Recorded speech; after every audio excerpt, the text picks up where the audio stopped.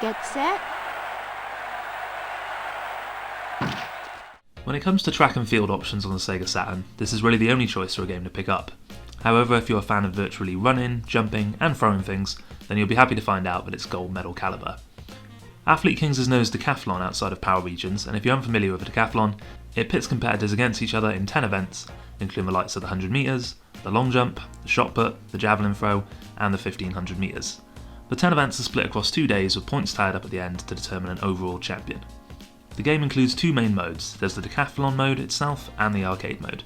Now both will have you playing the 10 events to battle out who's best, but it's the arcade mode that is the less forgiving of the two.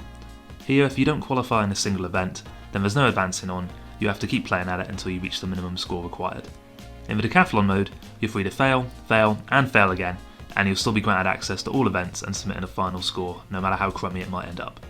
Still, this is probably the mode that you're going to want to focus on at first while you build your skills up. The method of playing the events themselves is standard track and field fare.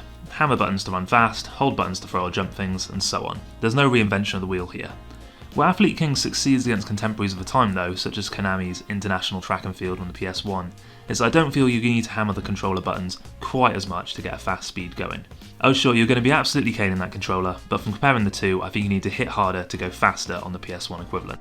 Another brilliant advantage this game offers is the D-pad configuration section in the options menu. This allows you to totally map the Saturn controller and get the best button placements that work for you. I personally prefer to use all 3 of the A, B and C face buttons to build up speed, then use the left shoulder button to execute the moves.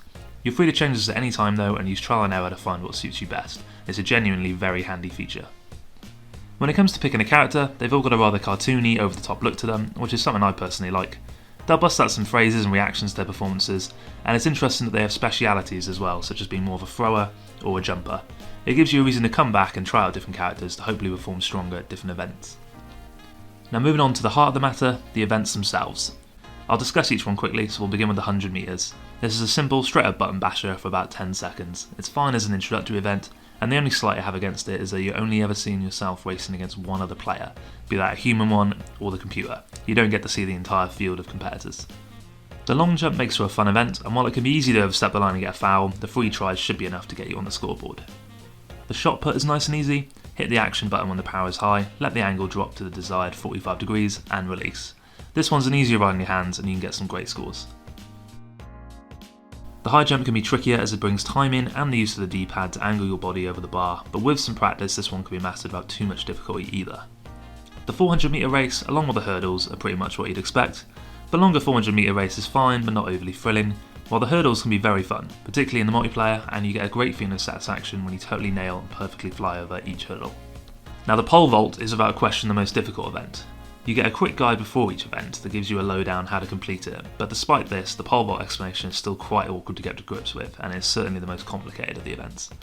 Me and my friends struggled at first to even get a score here, but the key seems to be all based on having the right timing for your button presses. Keep at it and you can nail this one too, it's just that some work really is required.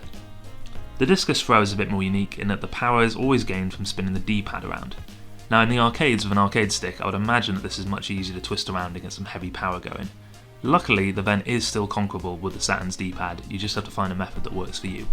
I personally put the lower palm of my hand on the D-pad and spin it around as if I'm cleaning something. It might look a bit odd, but you do get some strong power.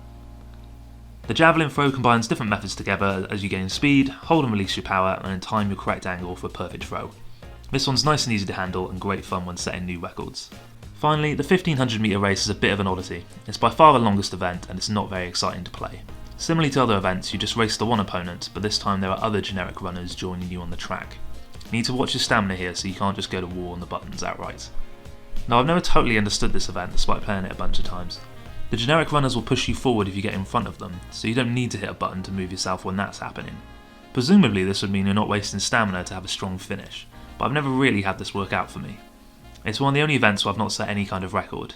Occasionally I come close, but I'm never really that sure why. I don't know if there's some tactic or strategy I'm missing out on this one, but like I say, it's not a barrel of fun to play. But at least the backing music in this event is rather inspiring and upbeat, so it creates a sense of a good finale.